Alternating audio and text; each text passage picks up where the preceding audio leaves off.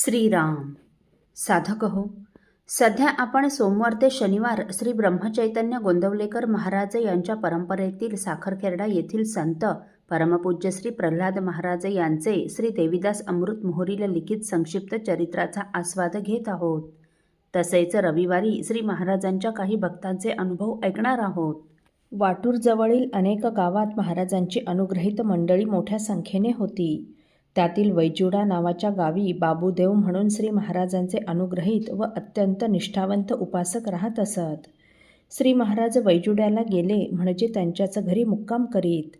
त्यांच्याकडे एक अंगाऱ्याची डबी होती. उपासनेच्या वेळी महाराजांसमोर लावलेल्या उदबत्तीचा अंगारा ते त्या डबीत ठेवीत असत व श्री महाराजांची पाद्यपूजा करून श्री महाराजांचे थोडे चरणतीर्थ त्यात घालून ती तीर्थमिश्रित अंगाऱ्याची डबी ते सतत जवळ बाळगीत असत. त्या परिसरातील लोकांची बाबूगुरूंवर श्रद्धा होती. कुणाकडे काही आजारपण आले म्हणजे लोक बाबूगुरूंना सांगत. त्यावेळी बाबूगुरू त्यांच्या घरी जाऊन व मनोमन श्री प्रल्हाद महाराज की जय असे म्हणून तो तीर्थमिश्रित अंगारा त्या आजारी व्यक्तीला लावित असत. आणि काय आश्चर्य, त्या आजारी व्यक्तीचा ताप उतरून त्याला लवकर बरेही वाटू लागे. खरं म्हणजे श्रद्धाच फार काम करत असते. कोणी त्यांना दक्षिणा देऊ लागल्यास ते म्हणायचे, अहो अंगाऱ्याची दक्षिणा देऊ नका, महाराजांचं स्मरण करा आणि नाम घ्या. तेथून महाराज परतूरला आले. तिथे महाराजांनी हनुमान जन्मोत्सव साजरा केला. या उत्सवास यज्ञेश्वर काका कस्तुरे आणि श्री लक्ष्मण महाराज कंदकुर्तीकर आले होते. परतूरहून निघून व हेलसला एक मुक्काम करून महाराज पाटोद्यास आले. पाटोद्याला रामप्रसादजी बोराडे आमदार व त्यांच्या पत्नीने अत्यंत श्रद्धापूर्वक श्री महाराजांचा अनुग्रह घेतला.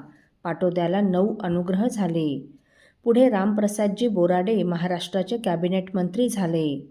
श्री महाराजांचा अनुग्रह घेतलेली मंडळी श्री महाराजांच्या फोटोची मागणी करीत. तेव्हा सेवेकरी महाराजांचे फोटो बरोबर ठेवू लागले.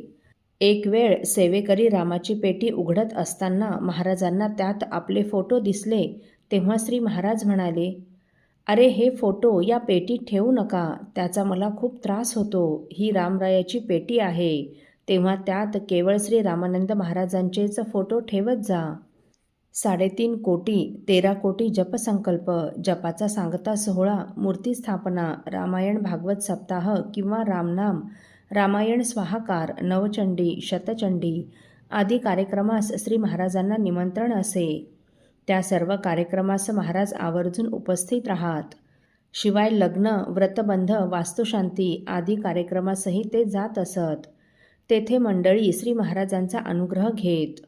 असा रामनामाचा प्रचार होत असे. त्यासाठी श्री महाराजांना एवढा प्रवास करावा लागे, परंतु रामप्रचाराचे कार्य होते म्हणून असा अखंड प्रवास ते करीत होते. सर्वत्र रामभजन वाढवित होते.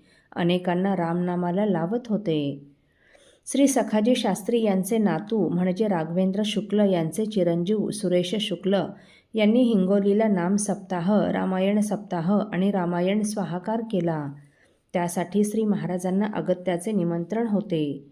तेव्हा त्यासाठी 10 एप्रिल 1974ला श्री महाराज हिंगोलीस आले. गावातील, आजूबाजूच्या परिसरातील व श्री महाराजांच्या परिवारातील बरीच मंडळी या कार्यक्रमासाठी आली होती. रोज अन्नदान होत होते. असो साधक हो, नाम सप्ताह, रामायण सप्ताह आणि रामायण स्वाहाकार या कार्यक्रमादरम्यान परमपूज्य श्री प्रल्हाद महाराजांची व रामायणाची निघालेली भव्य शोभायात्रा आपण पुढील भागात ऐकणार आहोत. श्रीराम समर्थ. आपल्यातील कोणा श्रींच्या भक्तांना श्रींचे काही अनुभव आले असतील तर कृपया आपण मला ते 9422843253 अथवा सुनील दादांच्या 9892608401 या व्हॉट्सअप नंबरवर कळवावेत अशी नम्र विनंती. श्रीराम समर्थ.